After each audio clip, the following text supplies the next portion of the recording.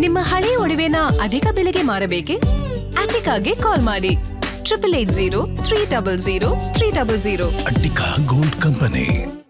Bidadi township ನಿರ್ಮಾಣ ವಿಚಾರ ಇದೀಗ ಡಿಕೆ ಮಧ್ಯೆ ಸಮರಕ್ಕೆ ಸಾಕ್ಷಿಯಾಗ್ತಾ ಇದೆ. ಟೌನ್ಶಿಪ್ ನಿರ್ಮಾಣದ ಯೋಜನೆ ಬಗ್ಗೆ ಚರ್ಚೆ ನಡೆಸಲು ಸಿಎಂ ಹಾಗೂ ಮಾಜಿ ಸಿಎಂ ಪಂಥಾಹ್ವಾನ ನೀಡಿದ್ದಾರೆ. ಕೇಂದ್ರ ಸಚಿವ ಕುಮಾರಸ್ವಾಮಿ ಬಿಡದಿಯಲ್ಲಿ ಯೋಜನೆ ಬಗ್ಗೆ ಚರ್ಚೆ ನಡೆಸಲು ಸಮಯ ನಿಗದಿ ಮಾಡಿ ಸಿಎಂ ಡಿಕೆ ಶಿವಕುಮಾರ್ ಅವರಿಗೆ ಚರ್ಚೆಗೆ ಆಹ್ವಾನ ನೀಡಿದ್ದಾರೆ.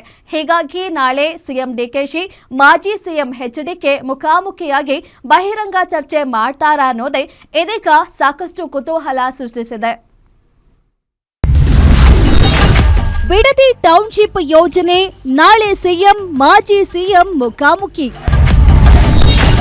ಬೈರಮಂಗಲದಲ್ಲಿ ರೈತರ ಜೊತೆ ಬಹಿರಂಗ ಚರ್ಚೆಗೆ ಡಿಕೆಶಿಗೆ ಎಚ್ಡಿಕೆ ಆಹ್ವಾನ.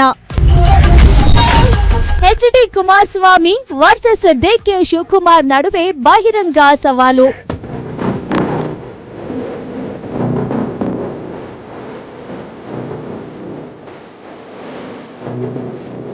ಬಿಡದಿ ಟೌನ್ಶಿಪ್ ಯೋಜನೆ ವಿರುದ್ಧ ಎಚ್ಡಿ ಕುಮಾರಸ್ವಾಮಿ ಬಹಿರಂಗ ಚರ್ಚೆಗೆ ಸವಾಲು ಹಾಕಿದ್ರು. ಈ ಸವಾಲನ್ನ ಸ್ವೀಕರಿಸಿದ ಮುಖ್ಯಮಂತ್ರಿ ಡಿಕೆ ಶಿವಕುಮಾರ್ ಯೋಜನೆಗೆ ವಿರೋಧ ಯಾಕೆ ಎಂಬುದರ ಕುರಿತು ವಿಧಾನಸೌಧದಲ್ಲಿ ಚರ್ಚೆಗೆ ಬರುವಂತೆ ಆಹ್ವಾನ ನೀಡಿದ್ರು. ಆದ್ರೆ ಪೂರ್ವ ನಿಯೋಜಿತ ಕಾರ್ಯಕ್ರಮಗಳ ಕಾರಣದಿಂದ ವಿಧಾನಸೌಧಕ್ಕೆ ಬರಲು ಸಾಧ್ಯವಿಲ್ಲ ಎಂದು ಹೇಳಿರುವ ಕುಮಾರಸ್ವಾಮಿ ನಾಳೆ ಬಿಡದಿ ಅಥವಾ ಬೈರಮಂಗಲದಲ್ಲಿ ರೈತರ ಸಮ್ಮುಖದಲ್ಲೇ ಬಹಿರಂಗ ಚರ್ಚೆ ನಡೆಸೋಣ ಎಂದು ಪ್ರತಿ ಸವಾಲು ಹಾಕಿದ್ದಾರೆ. ರೈತರ ಹಿತಾಸಕ್ತಿಯ ವಿಚಾರ ಆಗಿರುವುದರಿಂದ ಸ್ಥಳೀಯವಾಗಿಯೇ ಚರ್ಚೆ ನಡೆಸುವುದು ಸೂಕ್ತ ಎಂದು ಅವರು ತಿಳಿಸಿದ್ದಾರೆ. ಹೇಳಿದ್ದೀನಿ, ನಾಳೆ ನಾನು ಏನು ಸಮಯ ಕೊಟ್ಟಿದ್ದೆ ರೈತರ ಜೊತೆಯಲ್ಲಿ ಕೂತು ಚರ್ಚೆ ಮಾಡೋಕ್ಕೆ ಹೋಗ್ತೀನಿ. ಬಂದರೆ ಅವರು ಬರ್ಬೋದು. ಹೇಳಿದ್ದೀನಿ, ರಿಕ್ವೆಸ್ಟ್ ಮಾಡಿದ್ದೀನಿ, ಬಂದರೆ ಒಳ್ಳೆಯದು. ಇದು ಸ್ಮೂತಾಗಿ ಆಗಬೇಕು. ನಿನ್ನೆಯಿಂದ ಕೆಲವರು ಒಂದು 15-20 ಜನ ಕೂರಿಸಿದ್ದಾರೆ. ಈಗ ಅವರು ಒಂದು ಕಡೆ ನಮಗೆ ಭೂಮಿ ನಾವು ಕೊಡ್ಲಿಕ್ಕೆ ತಯಾರಾಗಿದ್ದೇವೆ ಅಂತೇಳಿ ಅವರೊಂದು 20 ಜನ ಈಗೇನೋ ನೆನ್ನೆ ರಾತ್ರಿಯಿಂದ ಟೆಂಟ್ ಹಾಕೊಂಡವ್ರೀಗ ಅದ್ರ ಎದುರುಗಡೆನೆ. ಅದು ನನಗೆ ಗೊತ್ತಾಗ್ತದೆಲ್ಲ, ಅರ್ಥ ಆಗ್ತದೆ. ಇನ್ನು ಯಾವ ಕಾರಣಕ್ಕೋಸ್ಕರ ಇವೆಲ್ಲ ಒಳಗಡೆ ನಡೀತಿದೆ, ಅದರ ಬ್ಯಾಕ್ಗ್ರೌಂಡ್ ಏನು ಎಲ್ಲ ನಾನು ಅರ್ಥ ಮಾಡ್ಕೊಂಡಿದ್ದೀನಿ. ಇಲ್ಲಿ ನನ್ನ ಪ್ರಶ್ನೆ, ಇಲ್ಲಿ ಶಿವಕುಮಾರ್ ಅವರ ಈ ರಾಜ್ಯದ ಮುಖ್ಯಮಂತ್ರಿಗಳ ವಿರುದ್ಧ ನನ್ನ ಹೋರಾಟ ಅಲ್ಲ ಇದು. ಇದೇ ವೇಳೆ ರಾಜ್ಯ ಸರ್ಕಾರ ಬಿಡದಿ ಟೌನ್ಶಿಪ್ ಯೋಜನೆಗೆ ಸಂಪೂರ್ಣ ಬೆಂಬಲ ನೀಡುತ್ತಿದೆ ಎಂದು ಡಿಕೆ ಶಿವಕುಮಾರ್ ಸ್ಪಷ್ಟಪಡಿಸಿದ್ದಾರೆ.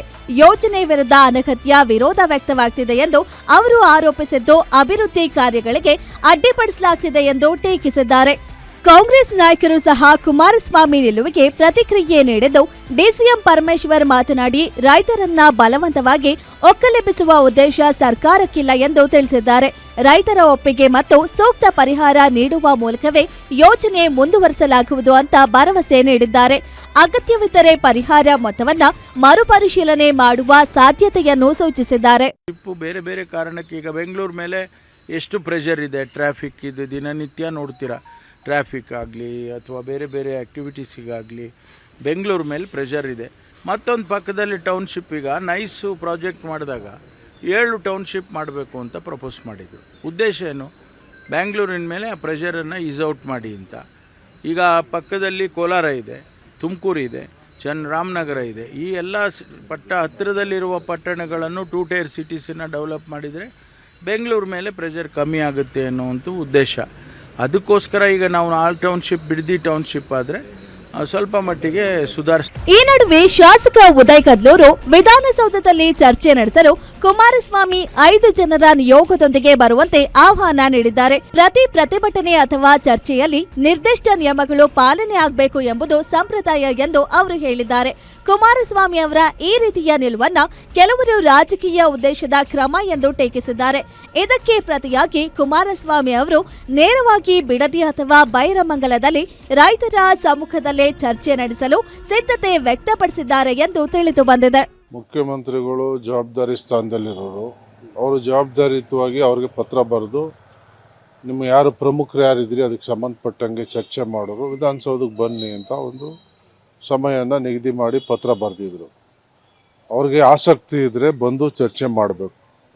ಇಲ್ಲದೆ ಹೋದರೆ ಬೇಡ, ಬರೀ ಡೊಂಬರಾಟ ಆಡ್ತಾ ಇದ್ದೀವಿ ನಾವು, ಡೋಂಗಿತನ ಮಾಡ್ತಾ ಇದ್ದೀವಿ ಅಂದ್ಕೊಂಡು ಸುಮ್ಮನೆ ಆಗಬೇಕು.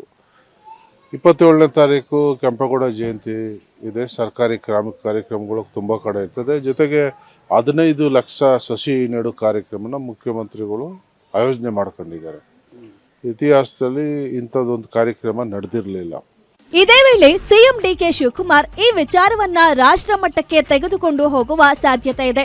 ಟೌನ್ಶಿಪ್ ಯೋಜನೆಗೆ ಬೆಂಬಲ ಮತ್ತು ವಿರೋಧದ ರಾಜಕೀಯ ಹಿನ್ನೆಲೆಯನ್ನ ವಿವರಿಸಿ ಪ್ರಧಾನಿ ನರೇಂದ್ರ ಮೋದಿಗೆ ಪತ್ರ ಬರೆಯಲು ಅವರು ಮುಂದಾಗಿದ್ದಾರೆ. ಈ ಮೂಲಕ ರಾಜ್ಯ ರಾಜಕೀಯದಲ್ಲಿ ಬಿಡದಿ ಟೌನ್ಶಿಪ್ ವಿಚಾರ ಕೇವಲ ಅಭಿವೃದ್ಧಿ ಯೋಜನೆಯಷ್ಟೇ ಅಲ್ಲದೆ ಆಡಳಿತ ಮತ್ತು ವಿರೋಧ ಪಕ್ಷಗಳ ನಡುವೆ ತೀವ್ರ ರಾಜಕೀಯ ಸಂಘರ್ಷಕ್ಕೆ ಕಾರಣವಾಗಿದೆ. ವೀರೇಶ್ ದಾನಿ, political bureau, guarantee news, Bengaluru.